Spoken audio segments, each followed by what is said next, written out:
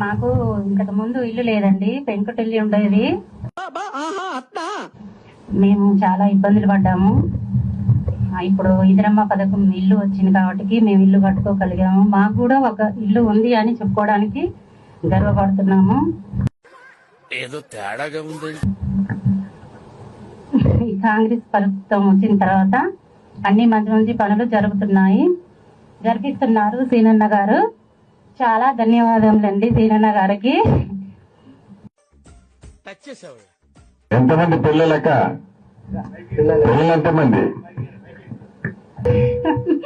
మా పిల్లల బాబు లండన్ వెళ్ళాడు, చిన్న బాబు. కింది స్థాయి వాళ్ళకి అర్థం కాదు, మాస్ వాళ్ళకైతే అర్థం కాదు.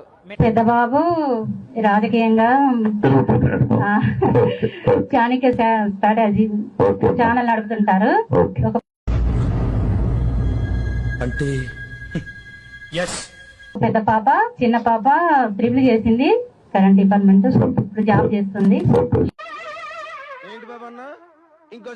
పెద్ద పాప, చిన్న పాప ట్రిపుల్ చేసింది, కరెంట్ డిపార్ట్మెంట్, ఇప్పుడు జాబ్ చేస్తుంది. ఇప్పుడు మీ వల్ల మేము ఇల్లు కట్టుకున్నాం, ఇందిరమ్మ పథకం కింద ఇల్లు కట్టుకున్నాము.